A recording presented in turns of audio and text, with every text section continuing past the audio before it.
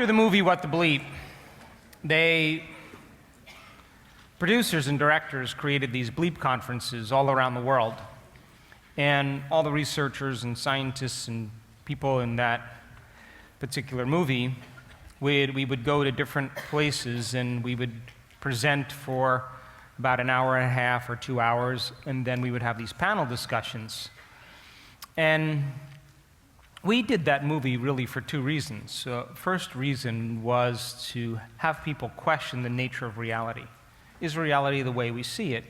And secondly, inspire them to want to really try it out to see if they can produce an effect in their life when they're at cause. Try it out, become the scientist in your own life. And so, I was traveling pretty much in 2 different cities every single weekend. That I would leave on a Thursday night or a Friday morning and get to one place, stay there till Saturday, do a talk, and then Saturday evening or Saturday afternoon I'd fly to another place and present on Sunday. So I was pretty much a super busy guy. But I paid attention to the questions that were asked in the panel discussion because I wanted to see where people were at, where they were meeting truth and information at in their own personal experience. And there were 2 or 3 questions that were continuously asked that I thought were really great questions. First question is, okay, your thoughts create your reality. I get that. So how do you do it? I thought that was a really good question. Yes? Yeah. So they were taking philosophy now and wanting to personalize it or apply it to have some experience. The second question that people asked is, okay, I get that my personality creates my personal reality, and I have to change my personality to change my personal reality. Why the hell is it so hard to change? And I thought that was a really good question. And the third thing that people asked me was, how do you do it? How do you do it? What do you do? What do you do personally? So I started teaching these Friday night and Saturday workshops all around the world. And I was, mixing quantum physics with a little brain science, with brainwave technology, demystifying the conscious mind and the subconscious mind, and giving people an opportunity to apply it. And for the first year, nothing happened. Nothing really happened out of the ordinary. But at the end of every event, someone would raise their hand and say, hey, that was really fun. Can you teach another level? So what we do in my business is that we respond to people's needs. That's all we do. And so then we said, okay, let's create another level. So we created what's called a level 2 event. And we started doing these level 2 events all over the world as well. And during that time, I didn't see the needle move very much. I didn't see people have any outstanding breakthroughs. But at the end of the level 2 event, people would raise their hand and say, can you teach another level?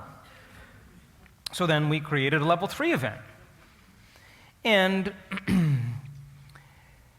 at that level 3 event, just before we went to the first level 3 event, I had one of the most profound mystical experiences of my life. The morning of the day I was leaving.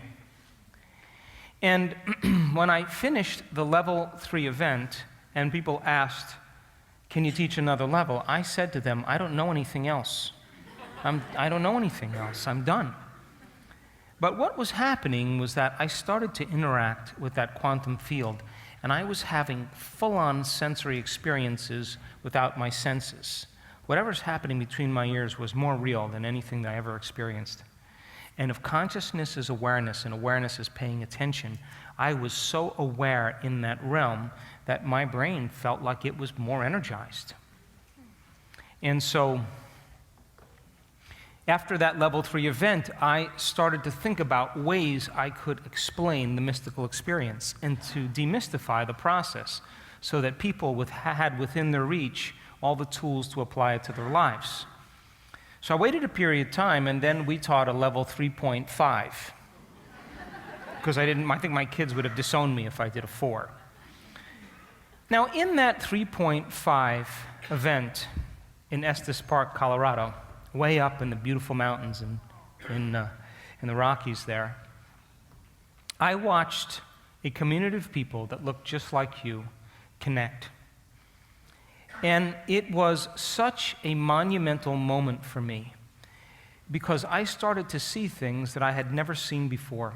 And it was like someone took a big blanket of energy and went like that. And all of a sudden, I saw this energy come right off this audience and go right into my chest and right up my spine and out of the back of my head.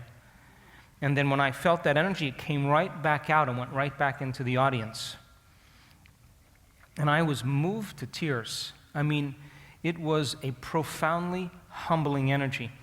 I was so moved that I couldn't finish the close on that Saturday evening. I just had to walk off the stage. I was speechless.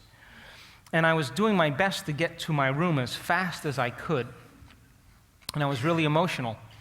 And when I got to the door to stick my key in the door, I look and here's the hotel guard and security guard, and here's the manager of the event. And they want to know if I'm giving out ecstasy at my events. That I'm giving out drugs because everybody's way too happy. And everybody that evening that I talked to said the energy of the room was palpable. It was outstanding. And I witnessed it and I experienced it. And so things started to change after this event because people said, you have to do another event. And so we did a level 3.5 pi. I made it up. And in that event, right around this time, people were starting to send emails to our website. And the first line of every email was exactly the same. You're not going to believe this. I was diagnosed with this condition. I was struggling with it for years. I had an abusive father who was an alcoholic, and I had a lot of trauma in my past, and I didn't even know that I was angry and resentful and hateful all the time. I was unconscious that I was living by those emotions. And all of a sudden, I started to unmemorize those emotions, and all of my acid reflux, all of my digestive problems, all my chronic pain went away. I just forgot about them. I was too busy being somebody else. And I knew that people were starting to upregulate and downregulate genes. Are you with me still? Yes. Opportunities, synchronicities, winning the lottery, jobs, people struggling to get something to happen, struggling to get something to happen, struggling to get something to happen. Finally, they start doing the work, and it just happens without any of their effort. And this was exactly what I needed to continue teaching because it was a lot of time away from home, a lot of time away from friends and family, a lot of time on the road, lost luggage, missed flights, logistics, the different time zones, everything that goes along with it. And when I started seeing those emails, I got more passionate and more excited. And at that level, 3.5 pi, I watched a woman stand up in a wheelchair who had MS for 10 years and walk right across the front of the room. And I watched another woman in that same audience, had MS, dancing around, who had numbness and no feeling in her right foot, all come back. And I knew in that moment that we were signaling new genes in new ways. And I knew that all the work that I had done in my own personal change after my injury and my accident, and during that time, nobody said no to doctors. And that my own personal evolution, my own personal dark night, my own personal transformation was so relevant for me to be where I was at that time in my life. And that when I started studying spontaneous remissions and I interviewed all those people that were diagnosed with very serious health conditions, that they were treating conventionally or unconventionally and they were staying the same or getting worse, and all of a sudden they got better, and I began to ask them the questions to figure out what was the cause that was producing that effect, and studying their content and coming up with the principles that I thought were the most common principles that allowed people to move from one state of mind and body to another state of mind and body, breaking the habit of the old self, reinventing a new self. unlearning and relearning, pruning synaptic connections, sprouting new connections, unfiring and unwiring, refiring and rewiring, unmemorizing emotions that are stored in the body, and then reconditioning the body to a new mind and to a new emotion, deprogramming and reprogramming, pulling their energy out of the familiar past and investing their energy in a new future. That the principles that were so important to me, where mind and matter were somehow related, because that was the commitment I made to myself when I was laying there, overcoming my own self, that if I was ever able to walk again, I'd spend the rest of my life studying the mind-body connection. That was the deal I made with that intelligence. And so when I started studying all of this, I had to go back to school and study neuroscience to be able to figure out what was going on for people. But I wasn't finding the answers in typical textbooks. But the answers were on the cutting edge of science with neuroplasticity and epigenetics and the quantum model of reality and psychoneuroimmunology. All of those things point the finger at possibility. And after my own injury, I retreated from the world. I sold everything and just wanted to ask the big questions and figure out the answers. So when I started interviewing all those people and coming up with those commonalities, those common states that they executed, my question was, if I used that and understood it, and it happened for other people, if I used it on sick people or well people, we should see the same results. We should be able to reproduce that model. And that's what I was using in that level 1 event. And then all of a sudden, as we started to advance the understanding and fill in more gaps, and I don't know if I was saying it better, or people were listening better, or more informed, or whatever happened, but all of a sudden, the dam broke loose. And I knew then, when I wrote Breaking the Habit of Being Yourself, that it was the how-to, and that's what people wanted. They wanted to know how to apply it. So then, after that 3.5 pi event, we did one more event called 3.5 pi a la mode. And there were 7 spontaneous remissions from disease in Colorado Springs.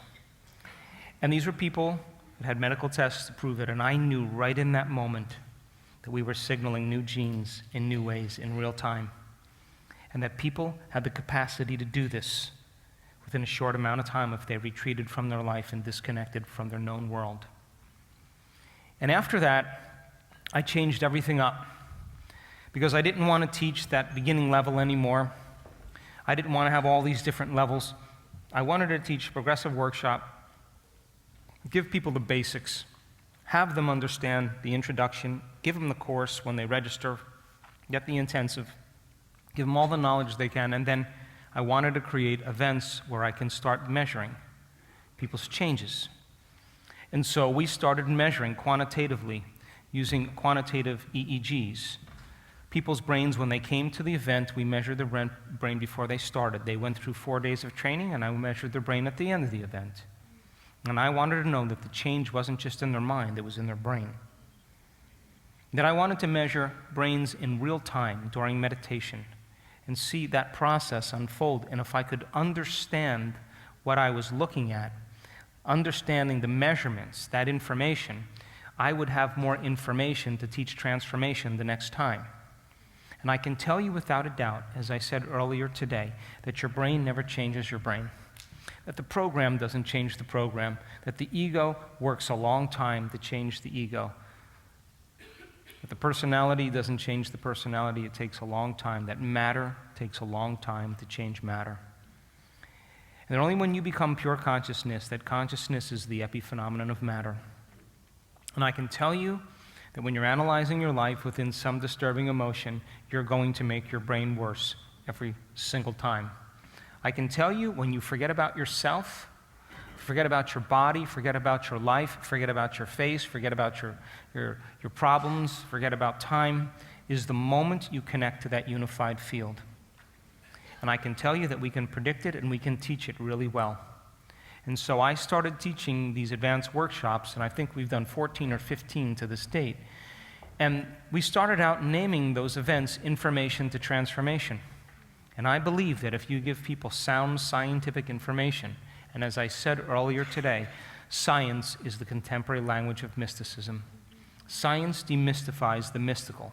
And the moment you start talking about religion or culture or tradition, you divide an audience. And science unifies, creates community. And those people learn that information, and if they can repeat it to a person next to them, they're wiring it in their brain. And as they install that neurological hardware, they're setting themselves up for an experience. And if we can set up the conditions in the environment and give them the proper instruction, a certain percentage of those people are going to get their behaviors to match their intentions. And when they do, they're going to have some type of transformation. And if I could measure that transformation, I should have more information to teach transformation the next time. Would you agree? And if I learned even more information and measured it even more from transformation, I would be able to close the gap between knowledge and experience. In our first 2 events, we did a quantitative study, and 93% of the students that we measured had a more than 80% change in their brain for the better. I can tell you that the latest research that we just did made scientific history because our students know how to shut off the critic in their head, the default mode network in their brain. Intrusive thoughts that are always chattering, the critic that's on your shoulder, the voice in your head is called the default mode network. And we reproduced the study at Yale University did, and we found out that when you shut off that analytical mind and you turn down the volume to that default mode network, it stays turned off for the remainder of the day. And we saw that in our students. We've seen them heal themselves of Parkinson's, anxiety, depression, genetic disorders. We've seen all kinds of brain injuries and brain traumas change when the person begins to connect to that unified field.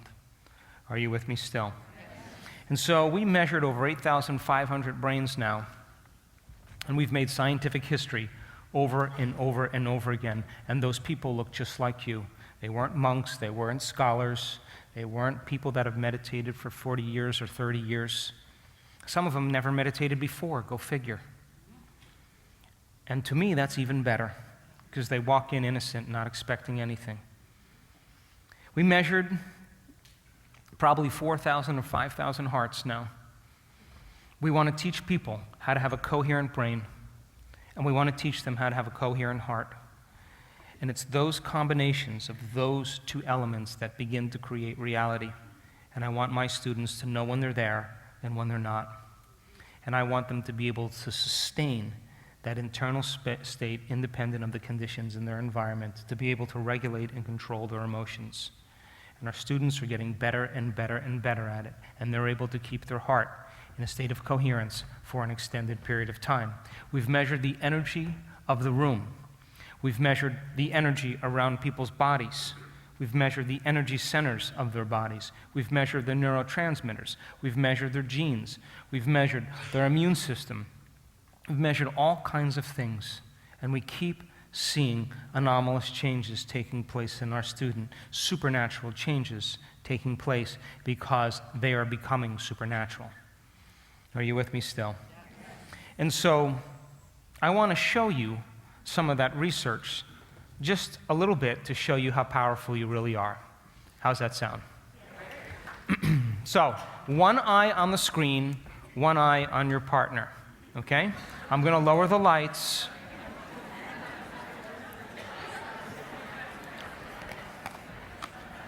I always say, in an age of information, ignorance is a choice. Think about how many paradigms are breaking down at this time in the world. We are living in a time of extremes. Whether it's the economy, whether it's the political model, whether it's the journalistic model, nobody knows what the truth is anymore. Whether it's the educational model, the religious model, the medical model, the environment, it's all coming apart because something else has to take its place. And people are informed now. When I walk out into an audience, I used to have to work quite a bit to get into people, to make a difference in them. Now everybody's informed, and we can just start at a much higher level. And so in an age of information, ignorance is a choice. You don't need a doctor, you don't need a teacher, you don't need an educator, you don't need a governor to find information. You can find it on your own. You don't have to go through an authority any longer. You become your own authority. Are you with me still? So would you agree that the same thoughts always lead to the same choices? The same choices lead to the same behaviors? The same behaviors create the same experiences, and the same experiences produce the same feelings and the same emotions, and those same feelings and emotions drive your very same thoughts. And your biology, your neurocircuitry, your neurochemistry, your hormones, and even your genes stay exactly the same. Are you with me still? But you would have to agree with me that new thoughts should lead to new choices. New choices should lead to new behaviors. New behaviors should create new experiences, and new experiences should create new feelings and new emotions, and they should inspire new thoughts, and that's called evolution. Are you with me still? So I say that your personality creates your personal reality. Your personality is made up of how you think, how you act, and how you feel. It's also your state of being. So if you're thinking the same old way, acting the same old way, feeling the same old way, your personality stays the same, and so does your personal reality. Yes or no? Yes. So then as you begin to think differently, you begin to act differently, and you begin to feel differently, now all of a sudden you're creating a new personality, and of course the effect is you'll see a change in your personal reality. Yes or no? Yes. So most people try to create a new personal reality as the same personality, and it doesn't work. Nothing ever changes. You literally have to become someone else. This is the river of change. Here's the old self, and here's the new self, and you don't just leap over there in one leap. The hardest part about change is not making the same choice as you did the day before. And the moment you no longer make that same choice, you just stepped into the river. And get ready, it's going to feel uncomfortable. It's going to feel unfamiliar. It's going to be unpredictable. It's going to be an unknown. And most people, when they feel that unknown, that uncertainty, they return back to the familiar thoughts, the familiar emotions, the familiar behaviors, and they say, this feels right. Crossing the river from one state to another state is the biological, the neurological, the chemical, the hormonal, the genetic death of the old self. But on the other side, you got to ask yourself, if I'm going to reinvent a new self, what thoughts do I want to fire and wire in my brain? What behaviors do I want to demonstrate in one day? Let me rehearse them and let me demonstrate them. What emotions can I teach my body to live by and condition my body to the future instead of the past? And if you keep doing it, you'll cross that river, and there'll be new opportunities, new experiences, a whole new life, because you went from one state of being to another. Are you with me still? So the workshops were called Information to Transformation. You give people sound scientific information, they begin to learn it, they make new connections in their brain. If they can repeat it to someone else, they're wiring it in there. They're installing the hardware. And if you keep having them repeat it and keep having them go, experience more and more, all of a sudden now the hardware becomes a software program, starting to fire and wire, and all of a sudden you're assembling new neurological networks, and you're stepping into an experience. And all of a sudden, if you give them the instruction on how to apply it and set up the conditions in the environment, if they get their head and their heart working together, they'll have some type of transformation. I know this to be the case. If I could measure that transformation, I'll have more information to teach transformation, and I can close the gap between knowledge and experience. Are you with me still? Check this out. This is beta brainwaves.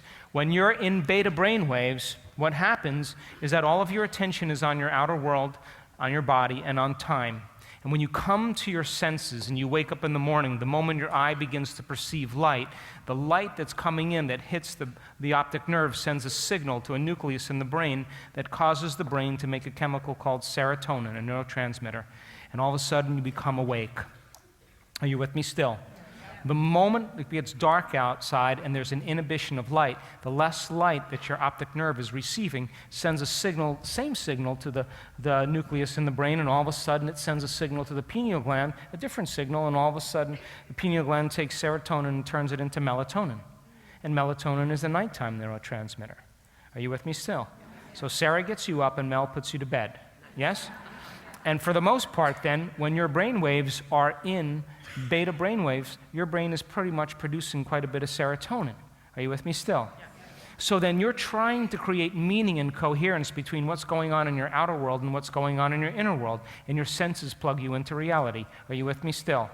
So then you're paying attention to your body, you're paying attention to the temperature of the room, you're listening to what I'm saying, you might have pain in your back, you may be a little hungry, your bladder may be a little full, and all of a sudden you're processing all this information, and the brain's got to make sense of everything you're seeing and smelling and tasting and feeling and hearing.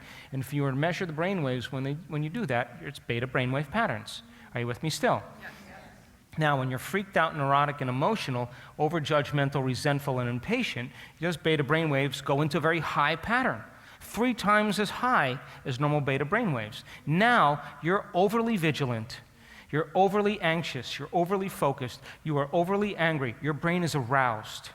And no new information can come into your nervous system that isn't equal to the emotion, which means it's not a time to learn when you're in survival. It's not a time to open your heart, to be vulnerable, to trust in the unknown. Remember that predator around the corner? I went down, backed up, got in my car, drove down the hill, and the guys were putting the horses in. We grabbed the shotguns, we went back up there, and it was a huge cougar with a big tail. And she was saying, "Don't you come any closer. I got my cub right here." So then, of course, then in survival, I'm not St. Francis. I'm not going to sit there and open my heart. I don't trust myself that much. I'm not that good. But St. Francis might be good at it, but I'm not going to take that chance when I'm in survival. And so when people live in survival, then their brains go into a high beta state, and it switches on, and they stay aroused. And so, of course, they got to take a drug. Of course, they got to do something to slow their brain waves down because their brain is switched on, and they can't sleep in that state because there's a predator there. And the survival gene switches on, and as cortisol levels go up, melatonin levels go down. And our students, when we measure their melatonin levels, they're higher than the average person.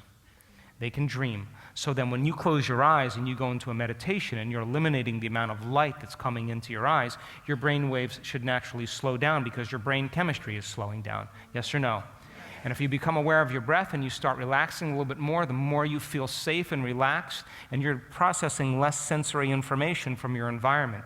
You're not feeling as much things with your body because you're sitting still and not experiencing anything. And you're not moving around in time. All of a sudden, your inner world starts becoming more real than your outer world. You're paying attention to your thoughts, pictures, images, yes or no? And in that state where you're imaging, your brain is in alpha. And if beta is that your outer world is more real than your inner world, in alpha, your inner world starts becoming more real than your outer world. Are you with me still? That's the imaginary state. And normally, when you learn, you have to go from beta to alpha. I'm watching all of you. Developing concepts and ideas, and you're in low beta right now. There's no lions out there. You're pretty relaxed. It's safe to learn. And then all of a sudden, as you start to gather information, you pause for a moment, and you naturally switch into alpha. And when you switch into alpha, you're making that model or that picture in your mind. You're holding it there, and you're freezing it. And the brain is consolidating it neurologically. Which means then, when you're in high beta, you never switch to alpha, which means you stop learning and you're only feeling. Are you with me still? And now we're headed for a genetic destiny. Are you with me still? So then, if your body starts to fall asleep and your mind is awake, look how slow those brain waves are. That's theta. And if you've conditioned your body to be the mind and your body's asleep, it's no longer the mind. And you can have instantaneous change go on. And people that are overly analytical, that come into this work and they're trying so hard, you know what I say to them when they say, "Oh God, I'm trying so hard"? I just say, listen, you know when you get ready to go to sleep at night, what do? You get comfortable and you stop thinking. That's all you do. And you start opening up to this blackness behind your eyes, and you start relaxing. All I'm asking you to do is relax your body and keep your mind awake. That's all I'm asking you to do. And that's when the door between the conscious mind and the subconscious mind opens up. And what separates the conscious mind from the subconscious mind? Your analytical mind. So then when you're switched on in beta and you're overly analyzing, you're moving further away from the operating system where true change can take place. That you have to slow your brain waves down to enter the operating system of the subconscious. Are you with me still? Yeah. So check this out. Children, the first 2 years of their life, their brain waves are in delta. They're sound asleep with their eyes open. That's why a newborn baby can't stay awake for more than 7 minutes at a time. So children, for the first 2 years of their life, the majority of their brainwave patterns are in delta. That's why they sleep so much. And then all of a sudden, between the ages of 2 and 6, your brainwaves pick up a little bit more, and now you're in theta. Now check this out. That means the first 6 years of your life, you're completely in your subconscious mind. And you haven't developed your analytical facilities to filter information. So money is the root of all evil. Big boys don't cry. Little girls should be seen and not heard. You're not very good at math. You're a lot like me. Money doesn't grow on trees. What's wrong with you? Are you stupid? It's that information that begins to program children subconsciously. Are you with me still? Because they're wide open to information, and children, all of their attention is on their inner world of feelings. And when they notice changes in how they feel, they start to associate it with something in their outer world. And as they interact with their outer world more and more, their brainwaves pick up because they keep feeling differently, and they use their senses to pay attention to what caused it. And they start developing memories. Are you with me still? Yes. So somewhere between the ages of 6 and 12, the brain moves into alpha, depending on the person. My daughter, I think, was in alpha till she was 15. She was seeing fairies, and she was in the world of imagination, and that's great. And the longer you extend that period of alpha, the more creative we are. And somewhere between the ages of 6 and 7 or 8 or 9, the child begins to develop its analytical facilities. They start realizing there is no Santa Claus, the Easter Bunny never existed, and my parents aren't as cool as they think they are. They start figuring that out really fast. Are you with me still? So then, after 12 years old, now they move into beta brainwave patterns. Now, low beta brainwaves are about 13 to 15 cycles per second. It's 13 to 16 vibrations per second. And mid-range beta is about 16 to 22 cycles per second. Most of you are in low-level beta. If I said to you, oh, whoops, I forgot to tell you, there's a test tonight. And if you don't pass the test, you can't leave. You might switch into a little mid-range beta. And when you're in high-range beta, look how much higher it is than mid-range beta. And this is when the brain is fully aroused and it's in an alarm state. And people spend the majority of their life in this state. So if the purpose of meditation is to get beyond the analytical mind and slow your brain waves down, when people are in this state and they're in survival, they're not going to want to close their eyes and slow their brain waves down because there's danger out there. Are you with me still? Yes. It goes against the survival gene. So in order for you to create then, you have to lay down the very thing you used your whole life to get what you want for something greater to occur. And that takes some awareness. Are you with me still? So now, this circle represents your mind, and when you're born, you're totally subconscious mind. We know that because your brain waves are in delta. And you learn by these positive and negative identifications and associations that give rise to your habits and your behaviors. A good example of a positive identification or association is when a child is hungry and she cries out. She feels uncomfortable and she cries out, and the mother comes and feeds her or changes her and takes care of her, and she learns to associate crying out with being fed. And the mother is the anchor that allows her to begin to cry out, to communicate, to create a behavior. Are you with me still? And when she feels better, she pays attention to the mother's voice, the smell of the mother's milk, and she's bonding and connecting. Are you with me still? A good example of negative association is when you put your finger in the electric socket. You notice a change in your internal chemistry, and you pay attention to what caused it. And as you begin to interact in your environment and you start learning the rules of the environment, when you start feeling pain, when you start feeling these different sensations, when you feel altered inside of you, you pay attention to what caused it outside of you, and you develop more behaviors and more habits. Are you with me still? And the brain waves pick up because you're paying more attention to the outer world in this process of trial and error. Are you with me still? Somewhere between the ages of 6 and 9, you develop your analytical facilities, analytical mind. And it separates your conscious mind from your subconscious mind. Now, your conscious mind is 5% of your total mind and brain. It's made up of logic and reasoning, which gives rise to your creativity, your will, your faith. But the subconscious mind is 95% of who you are by the time you're 35 years old, and it's made up of these habits and behaviors. And most people, their analytical mind is always working. And because the brain is divided in half, it's thinking good, bad, right, wrong, past, future, yes, no, male, female, good, bad. Are you with me still? Now, there's nothing wrong with your analytical mind. I love my analytical mind. That's how we learn. That's how we ethically maneuver in our life. That's how we navigate. But when the analytical mind is overly analytical because the hormones of stress are causing it to overanalyze and try to predict the future based on the past, now we're driving our brain further and further away from the operating system and higher into beta brainwave patterns. Are you with me still? Yes.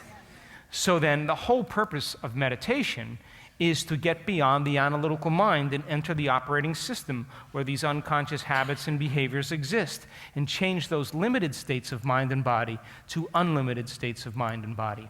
How many people are with me?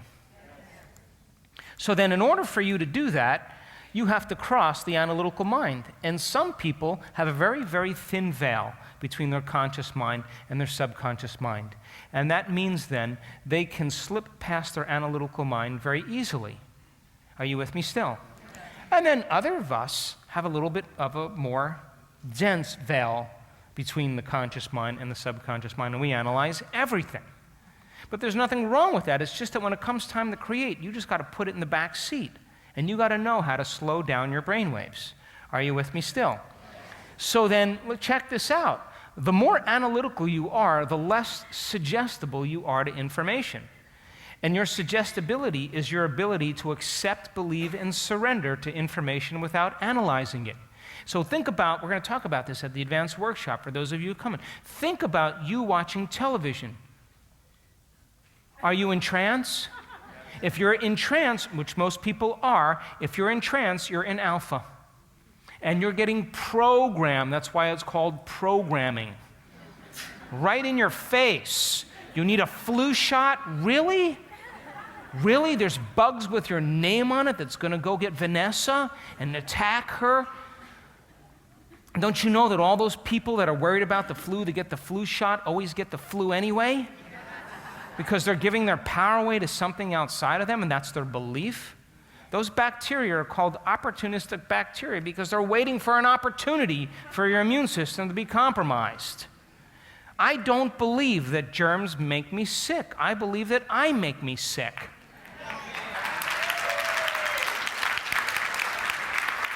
So then if you're sitting there and letting that information go past you without analyzing it, it's going right past your brainstem and signaling your autonomic nervous system and programming it into a destiny. You don't think so? It's the way it is. And so then, the more suggestible you are to information, the less analytical you are. Would you agree also? And I'm sitting there watching, I don't watch television that much. When I turn on the TV and I look at these television commercials, I say out loud, are you kidding me? Are you kidding me? You're going to have projectile vomiting, dizziness, fainting, hemorrhaging, heart attack, stroke, hallucinations, possible death, but ask your doctor if this is right for you. Are you fucking kidding me?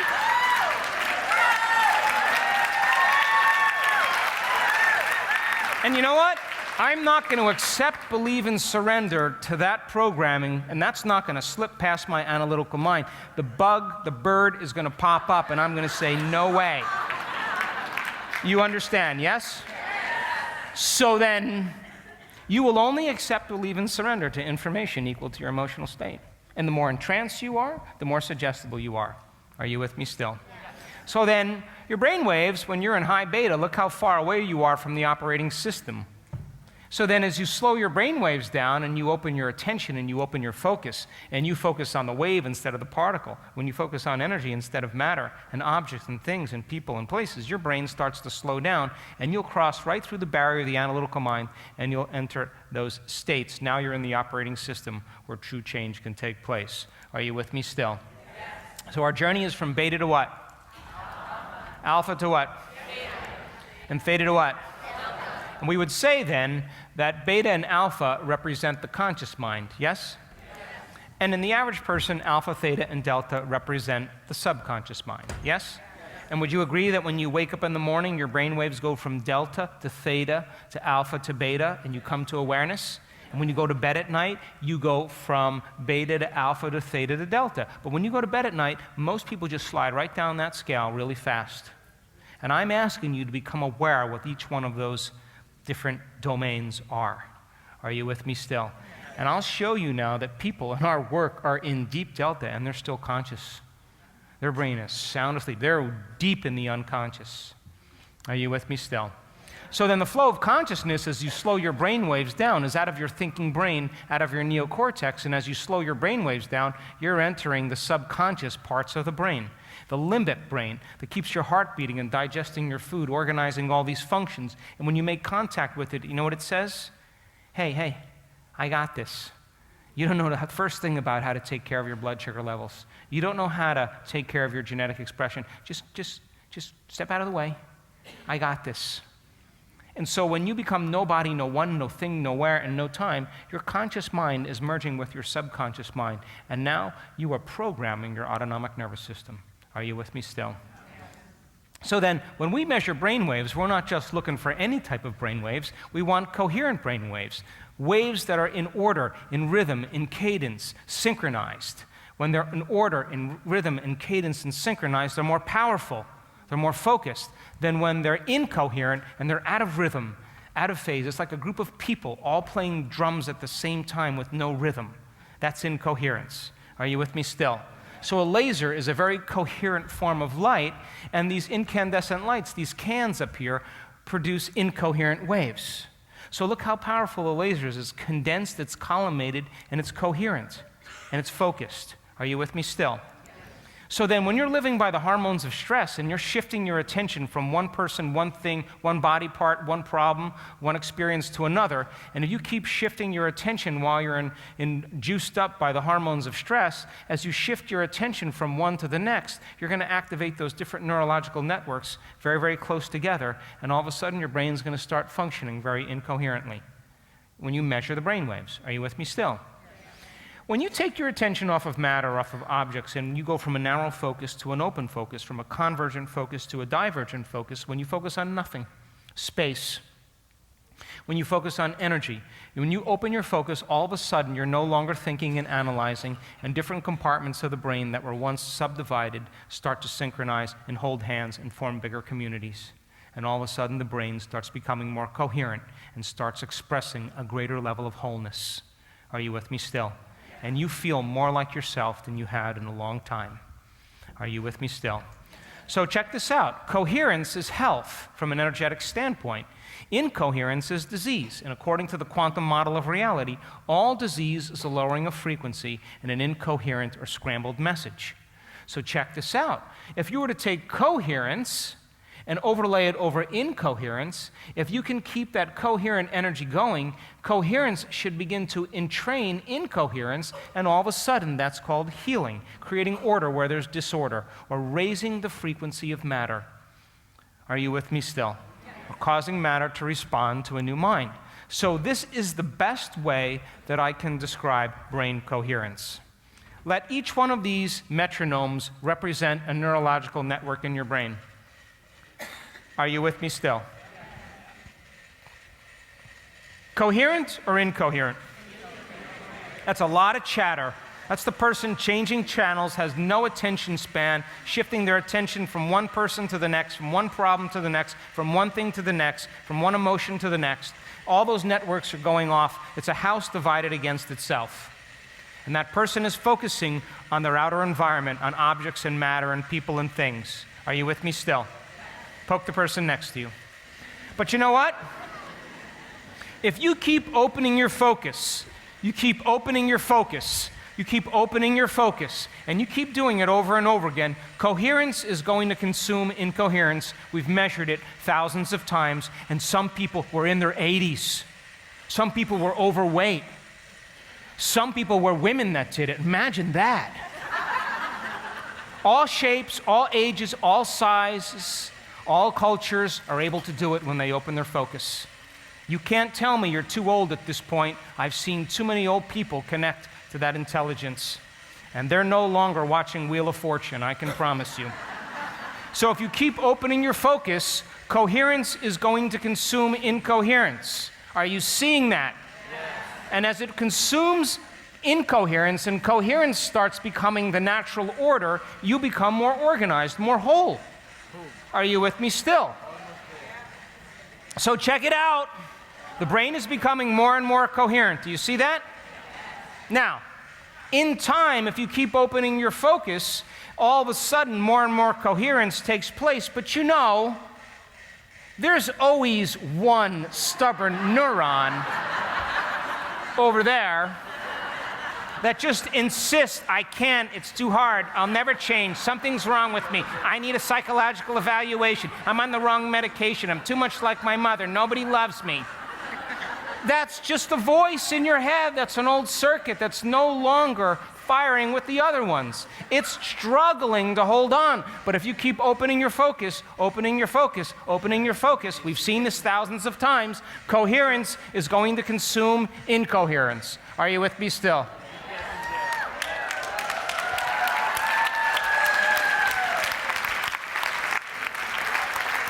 We've measured this thousands of times.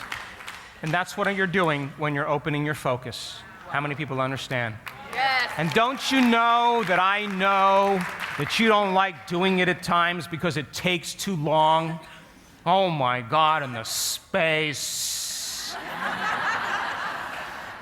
But don't you know that we've measured it enough times that all you have to do is just get this down. And if you're coming to the advanced workshop, you are going to unify with the unified field, and you are going to be baptized by that intelligence. And it is a loving intelligence, an intelligent love. And our students can sit for periods of time where they're no longer their body. I watched a sea of coherence in Germany in our advanced workshop.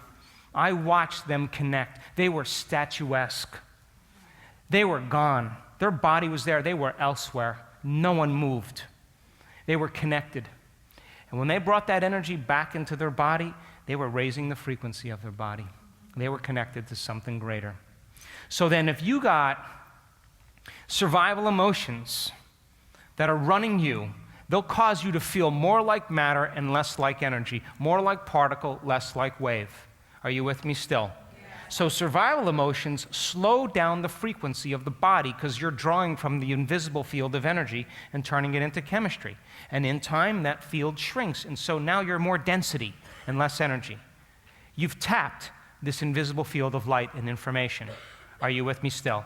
Yes. Come on. Yes. So then you slow down your vibration, you feel these limited emotions. Guilt and shame and unworthiness and fear and anger and judgment, all of that stuff. But guess what? You reach a certain point where you get beyond polarity and duality, get beyond separation, and you start feeling more wholeness, more love, more oneness, more connection, and your heart starts to open, and you're beginning to connect to a faster frequency, and I have 750 people in the room that are all raising their energy and creating a coherent electromagnetic field around their body. And that field is intersecting with the person next to them. Just like brains and neurons become coherent, all of a sudden the energy of the room becomes coherent. Are you with me still? Yes. And when that energy starts intersecting, it creates bigger amplitudes. And bigger amplitudes is more energy in the room. Are you with me still? Yes. So check this out. We got this sophisticated instrument from the University of Russia, St. Petersburg. It's called Sputnik. It measures energetic fluctuations in the ambient field of a room. This is the energy, the first day of our first advanced workshop. This is 3 days later. See the change? Take a look at this event. This is the second advanced workshop. Here's the baseline on Wednesday night. Here's Thursday. Look what happened to the energy of the room on Thursday. Which way did it go? Why? Because they were drawing from the field to build their own electromagnetic field. They were breaking the bonds energetically with their past, present reality, and they were calling energy from the field to them to build their own individual field. And they broke right here. We left the room, and the energy dropped. Come back the next day. They start almost where they peaked. They break, and look at that. They break through. We leave the room. The energy drops. Look at this. We start the next day right where we left off. We drop down and we break through. This is the keynote speakers right here. We have a 9-fold increase in energy in 4 days. Are you with me still? Yeah. Take a look at this event. This is Cancun in 2014. Wednesday, Thursday, Friday, Saturday. Take a look at this event. This is Carefree, Arizona. This event's called Becoming Supernatural. And those people became supernatural. This is Wednesday, this is Thursday, this is Friday, this is Saturday. Consistent breakthrough. You with me still? Yeah. Take a look at the morning meditations in Germany in 2015. Wednesday, Thursday, Friday, Saturday, Sunday. Take a look at this event in Los Cabos last year. This isn't even Wednesday, this is Thursday. Check this out, we're at 6.1 and 6.6. This is this event, we're at 13. We're twice as high than we were than any other event. This is Thursday. Wednesday's down here, this is Thursday, this is Friday, look at Saturday. They blew the roof off that place. Now check this out. We do a walking meditation in our advanced workshops. You have 4 types of meditation: a sitting meditation, a standing meditation, a walking meditation, and a lying down meditation. And if you come to the advanced workshop, you're going to learn them all. And in the advanced workshop, I am so guilty of this in my own personal life, where I connect to the field, change my energy, I feel amazing, and then I get up and I leave my energy right there and I return right back to the program. And so I said, okay, we got to be able to do this with our eyes open. We got to stand up and change our energy and then walk in that energy. Walk like that person, breathe like that person, move like that person, feel like that person, and begin to become it. And so check this out. Don't be intimidated.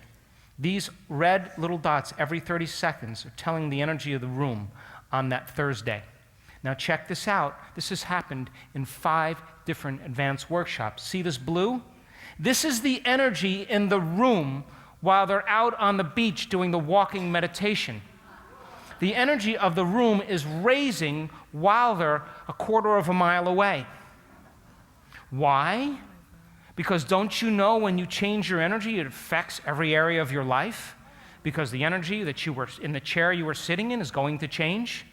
And so if it changes your past, it should change your future as well. Are you with me still? We reproduced this in Italy just a week or so ago. We reproduced it in Cancun 1, in Cancun 2, back in October and November. We reproduced it in Germany this past year. Every single time, the energy increases while our students are somewhere else. And in Italy, this past week, or when we were there, the energy was highest. Aside from the last day, it was highest the whole week when they were in that walking meditation. They were affecting every area of their life with their energy. Are you with me still?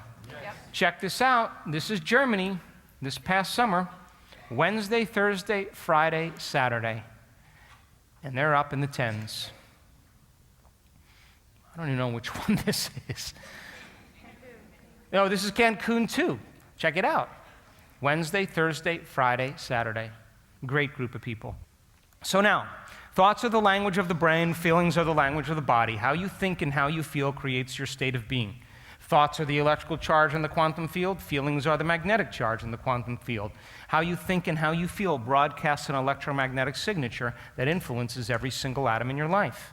Are you with me still?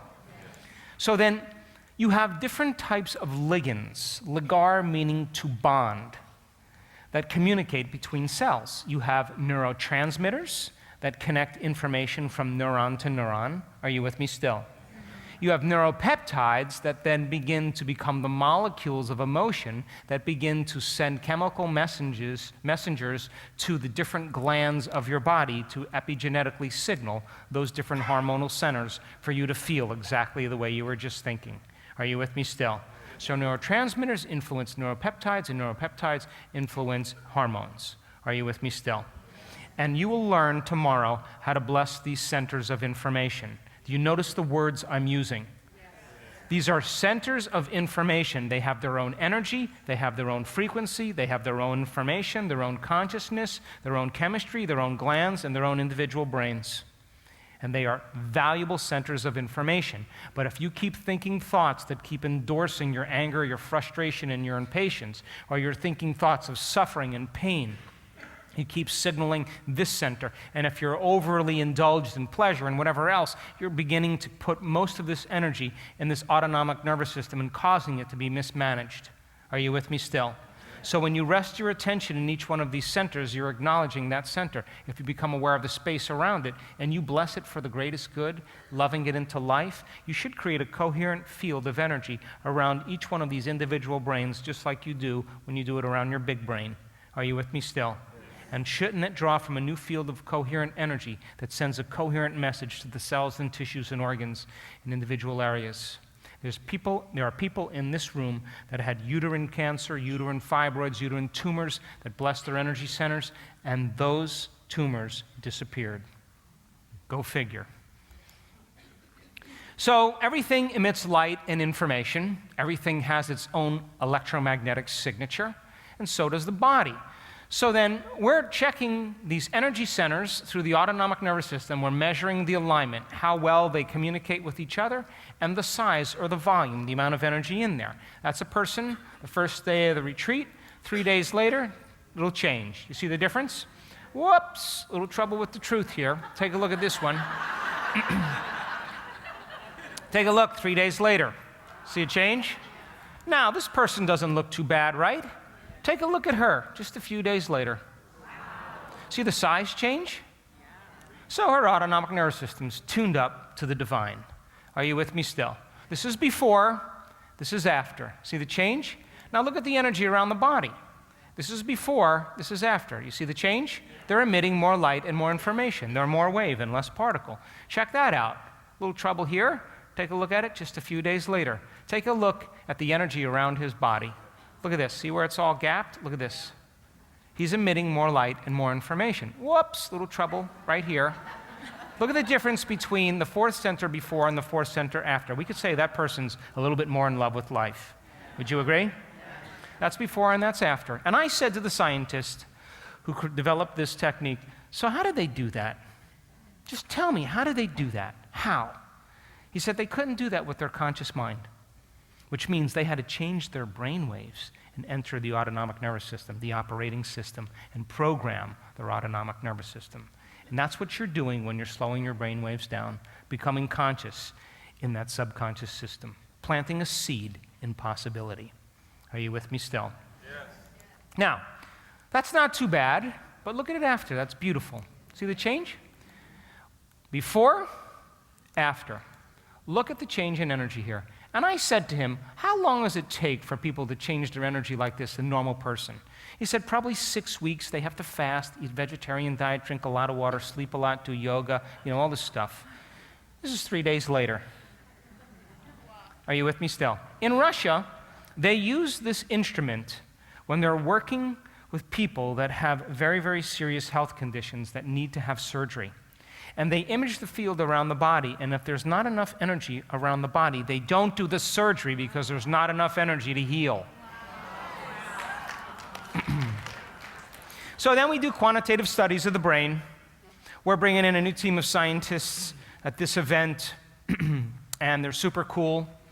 And we measure 16 different channels in this one, but we're up to 20 channels in the brain now. And we're measuring alpha, beta, theta, delta, the amount of coherence that's going on in your brain, how your brain is phase lagged or connected to other areas or not connected to other areas, the areas of your brain that are overworking, underworking. We got a lot of information that we can gather from doing these scans. Now, don't panic. This is a short course in neuroscience. Are you ready? Yes. Come on, you can do this. Yes. So then, when you see a lot of red in these type of scans, it means the brain is overactive or hyper-aroused. Are you with me still? Yes. Now check it out. The thicker the red line, the further away from normal you are. You got that? Yes. So then if you're really thick red lines in there, you're 3 deviations away from normal. If you have a medium-sized line, you're 2 deviations. A little thin line, you're just a little away from normal. Are you with me still? So then red represents too much energy in the brain. You got that? Now this is delta, this is theta, this is alpha, this is beta, and all of this is high beta right here. Are you with me still? Yeah. Now, if you see a lot of blue in the brain is tuned way down. There's no energy in the brain. So this is like changing channels very quickly, and this is like different compartments of the brain aren't talking to each other. Are you with me still? And so if you see thicker blue lines, it represents further away from normal than thinner blue lines. Are you with me still? If you see no red and you see no blue, that's normal, whatever that is. You with me still? So check this out. This is a person with severe anxiety. What do you see? You see blue in the frontal lobe, in the front of the brain on all levels. What do you see in the rest of the brain? A lot of energy in the back of the brain. There's a lot of chatter going on in that person's brain. Look, but the frontal lobe is the executive. It's the boss. It's the CEO. So the boss is out to lunch, and the rest of the brain is having a big party. It's severe anxiety. Check it out. 3 days later in meditation. See the change? And look at this beautiful dual brain processing. This person healed their anxiety in 3 days. Another person with anxiety, check it out. A lot of red in the brain. You see that? Severe anxiety. 3 days later, check it out. You see a lot of red in there? They heal themselves of anxiety. Now, this is a person with Parkinson's disease. Parkinson's disease is deficiency in dopamine in the brain. When there's not enough dopamine in the brain, the upper motor neurons can't communicate well with each other, and it causes involuntary tremors in the body. Try as you may to control it with your conscious mind, you can't. Are you with me still? So then what do you see in the brain? You see all this red, which means the brain is overactivated, it's overstimulated. Yes? So then that overactivated energy in the brain is sending an overactive signal in the body, and the body is experiencing tremors or spastic paralysis. Are you with me still? Come on. So take a look at this person 3 days later. You see much red in that brain at all? Now, we also do a study called the QEEG, Quantitative Electroencephalograph. Now, don't panic. You with me? Yes.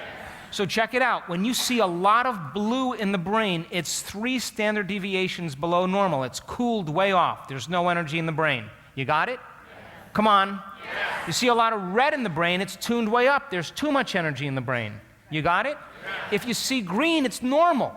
So then if you see maybe light blue, a little lighter than dark blue, you're moving towards normal. If you see even lighter blue, you're moving towards green. Yes? If you're green and you start moving towards yellow, it's getting a little higher. Yes? And if you're moving towards orange, it's getting even higher. And all of a sudden, you keep changing your brain waves by measuring different areas based on the amount of energy that's in there. Are you with me still? So check it out. This is the same person with Parkinson's disease. This is 1 hertz, 2 hertz, 3 hertz, 4 hertz. This is delta. 5, 6, 7, 8. This is theta. This is alpha. This is beta. What do you see in alpha and beta? All that blue, yes? What does that mean? The brain is turned way down. There's no energy in the brain to control the body. Are you with me still? This person has problems with attention. They have problems with language. They have problems with memory. They have problems with happiness. They have problems with coordination, with concentration, with learning. Because there's no energy in the brain. Take a look at just a few days later. See any blue in there? So as she began to change her brain waves, when we showed her this, we said, check this out. You have all this red in your brain. That's anxiety. And she said, that's really funny because when I'm anxious or afraid, my tremors get worse. And we said, now you know the emotion you need to work on. Keep doing the meditations. So we chose her as a case study, and that was February 20th, and then May 9th, a few months later, she's still doing her meditations and her brain's still improving. Look at that. Then all of a sudden, on the end of May, her mother dies and her sister has a stroke in the same week. She stops doing her meditations, she's got to fly out of town and take care of family affairs, and look what happens to her brain right here in high beta. She's back to the stress response, yes? And a lot of her symptoms come back. So we say to her, don't worry about it. Life happens, take care of your family affairs. When you get done, come back and start the meditation. So she starts the meditation again. Look at June 27th. You see the improvement already? Then take a look at July. 90% of this person's Parkinson's disease went away by thought alone. I just saw her just a few months ago, and she's walking around like a normal person. Are you with me still? This is a traumatic brain injury. This is a man who went through the windshield of a car. His son was driving the car. His son died instantaneously. He's wheelchair bound. He has a spinal cord injury and had a traumatic brain injury. What do you see in the brain? The trauma has turned the brain way down, has shut it off. He has no energy to control his body. Take a look at his brain just a few days later. You see a change? Check this out. This is his QEEG scores. He has problems with language. He has problems with attention. He has problems with happiness. He has problems with learning new things. He might even have a little problems with seeing.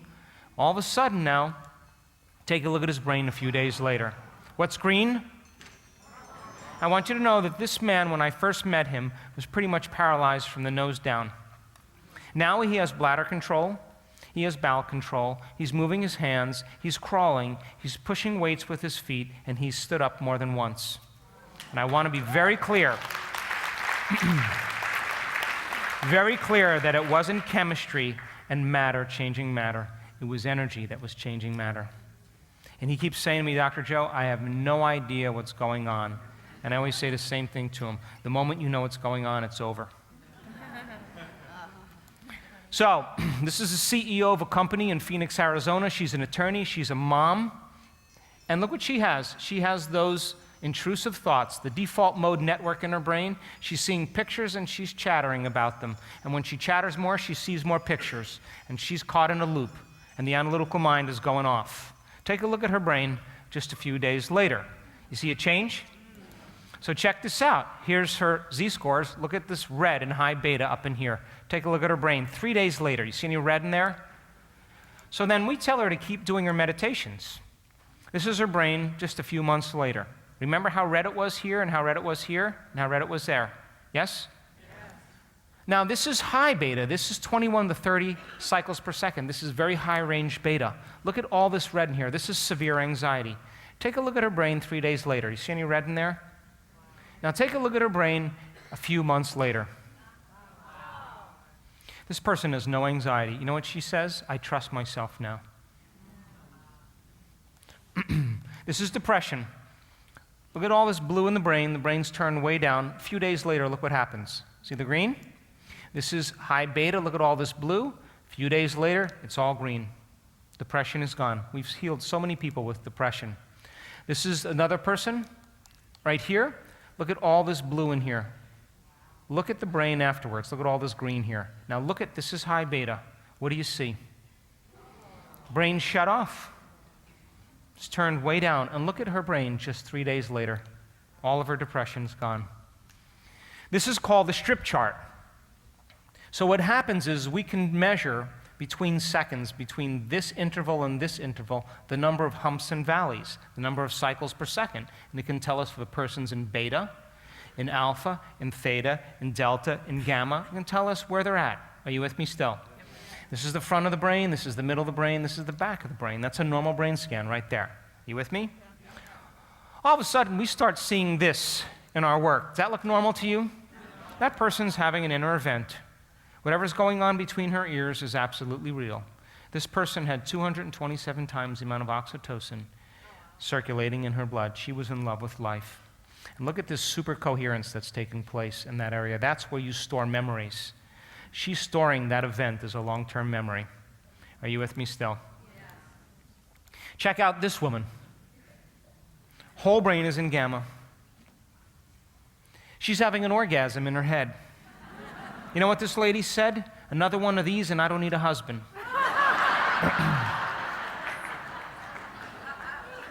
You're going to learn how to do that tomorrow. Are you with me still? And you know what? You can't tell me you're too old to do this, because I've seen people that connected that were in their 70s and 80s. You can't tell me you're too out of shape, because I've seen people of all shapes and sizes go for it and connect to that intelligence. Are you with me still? Yes. Check this out. Third-generation Holocaust survivor, suffering terribly his whole entire life. Psychotherapist, done all the types of psychotherapy and analysis, couldn't get beyond himself. Check that out. Does that look normal to you? No. He's having a full-on sensory experience without his senses. Whatever's happening between his ears is absolutely real. He cannot make his brain do that. It's happening to him. Do you understand? So what would happen right now if your senses were heightened by 25%? Everything you were seeing, everything you were smelling, everything you were tasting, everything you were hearing, everything you were feeling. If your senses were heightened by 25%, so would your awareness. Would you agree? Yeah. And if awareness is consciousness, when you are more aware, you're more conscious. And consciousness can't exist without energy.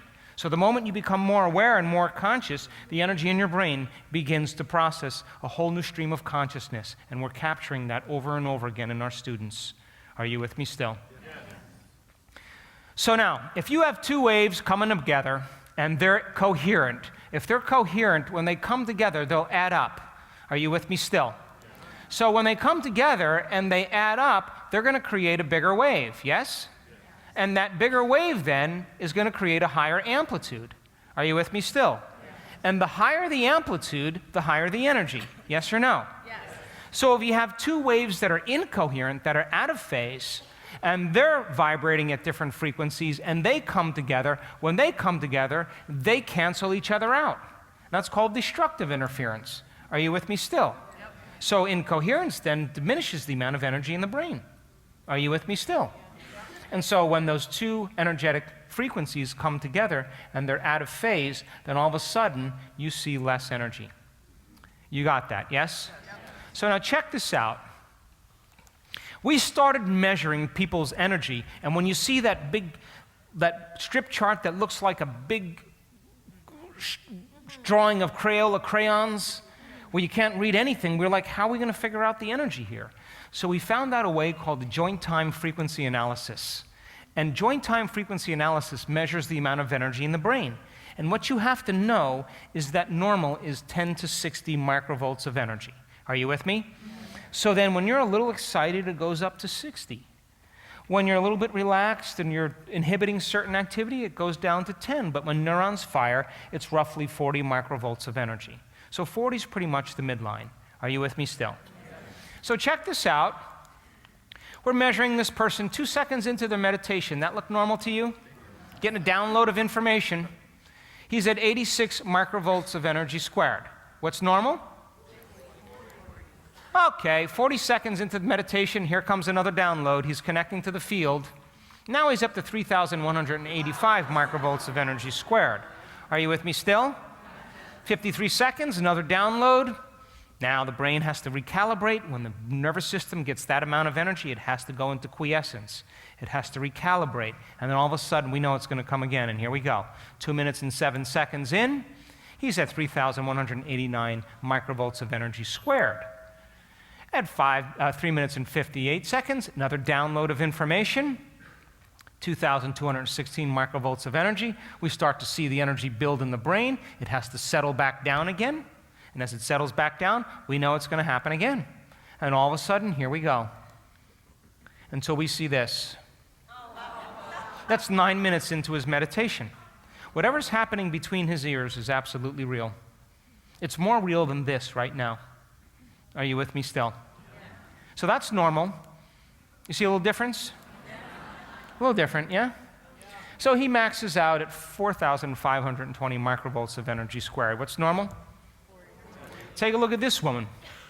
6 seconds into her meditation, she's already up to over 500 microvolts of energy squared. Check this out. We're starting to see an event take place. We know something's about to happen. We can forecast it. Now she's at 6,321 microvolts of energy. But look where she is, 1.96 hertz. That's delta. Her body is sound asleep while she's having this experience, but she's wide awake. Are you with me still? Yeah. Check this out now. 48 seconds, she's back up to 3,549 microvolts, and she is in deep, deep delta. Uh-oh, here we go. 7 minutes and 21 seconds. We know she's going to pop now. We know it's going to happen. She's up to 395,000 microvolts of energy squared, and she's at 0.17 hertz. She's in deep delta. And we now know that when a person is experiencing something like this, the moment they react to that energy and they move up into alpha or into beta, the amplitudes drop because they resist and they contract and the energy doesn't flow through their nervous system.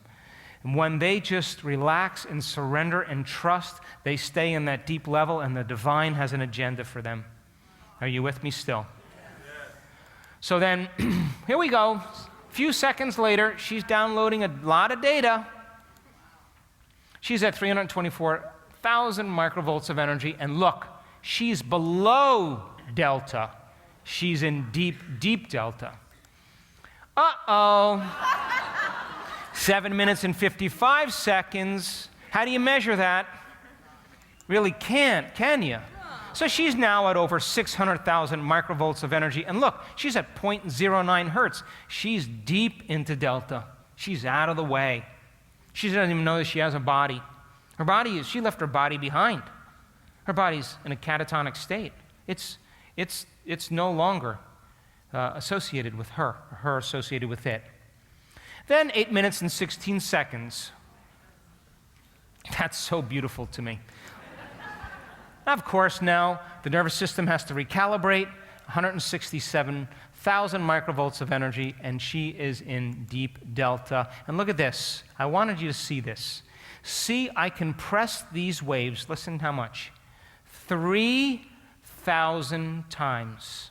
I shrunk them down 3,000 times, compressed them 3,000 times just to check the amount of coherence that's going on in there. Does everybody look like they're dancing to the same beat? Every single part of the brain is in a holistic state of coherence. Now, what happened here? When we saw this, we ran around and went like, did we lose her? But what we found out was that the computer program wasn't built to process that amount of energy. It just wasn't built to process that amount of energy. So she flattens out here for a period of time, and then here it goes again. 9 minutes and 37 seconds, she's up over 500,000 microvolts of energy, and she's in deep, deep, deep delta. And then I compressed the waves. This went from 9 minutes to 15 minutes, the same snowstorm. I compressed the waves again at 15 minutes. Look at all of this coherence in here. The whole brain is globally in a state of order and coherence, and then all of a sudden, she flatlines again because the computer can't handle that amount of energy. That's a good problem to have. And I want you to know that you only need one of these experiences and you will never go back to business as usual. You cannot. You are now connected to something greater and it transformed you in some way. And we've got so many of these now. So what's normal? 40. All right, take a look at this person. Last one. Check it out. 53 seconds. She's in alpha, coming attractions. Here we go. 3 minutes and 27 seconds, 6 minutes and 44 seconds, 6 minutes and 50 seconds. She's up to 1,100 microvolts of energy squared, and she's already in delta. You with me? Yeah. 6 minutes and 55 seconds. That look like a normal amplitude to you there? That looks about 50 times normal. Now she's at 149,000 microvolts of energy squared. She's still in delta. You with me still? 7 minutes and 9 seconds. She's at 500,000 microvolts of energy. She's still in delta.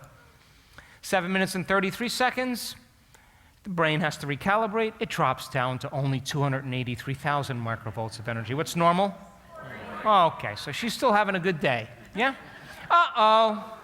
7 minutes and 41 seconds. We know she's connecting to the unified field. Remember, that's normal.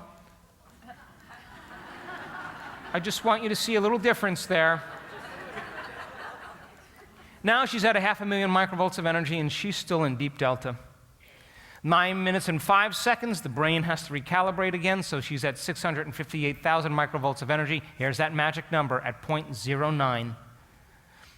She is out of the way, and she is surrendering to a mystical experience, and her body is responding to it. That's 26,342 times normal. Now check it out, 9 minutes and 13 seconds, she maxes out at 1,000,000 microvolts of energy squared. She had a good day. And she had a profoundly mystical experience. And now we can say that experience was real.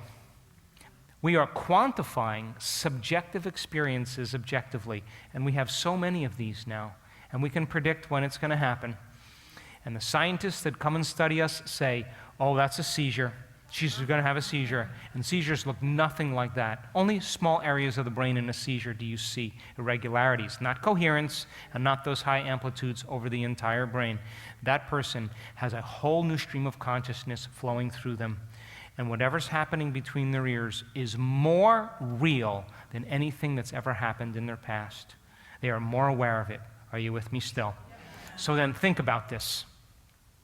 When you have an inner experience that becomes more real than any past external experience, it's carrying an amplitude of energy that's greater than the hardwired programs in your brain and the emotional addiction in your body. You should be biologically changed, yes?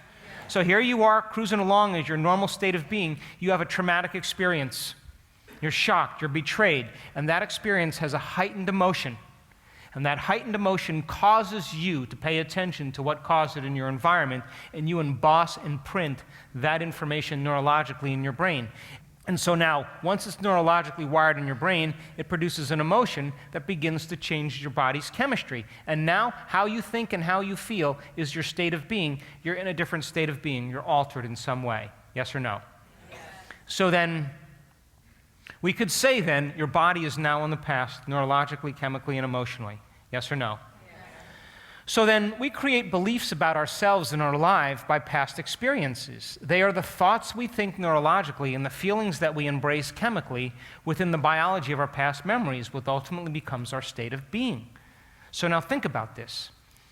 When you have an experience that takes place in your outer world and it alters you emotionally, you're going to pay attention to what caused it, yes or no? So what if you have an inner experience that's carrying an amplitude of energy that's greater than that past external experience, greater than the trauma, greater than the betrayal, greater than the shock. And it's capturing all of your brain's attention. The moment you feel different inside of you, emotionally, energetically, you're going to pay attention to the pictures that's being created inside your brain. And you are going to literally change your brain and body in a twinkling of an eye. Are you with me still? Because experience enriches the brain and produces an emotion. And when you have an inner event that's carrying an amplitude of energy that's greater than any past external event, it will recondition your body to a new mind and rewire your brain. And we could say, in a moment, your past no longer exists. You are biologically changed. Are you with me still? Yes. Look, we had it happen just in Italy. A medical doctor suffering with eczema since she was a child decides to go for it and stop analyzing and trust. And boy, her whole brain lit up while we caught it right in real time. And she had a very profound mystical experience, and it reflected it in the brain. And it proved many, many of the theories of what we're teaching. And you know what happened? 3 days later, they send me a picture of her arm, and all of the eczema is gone.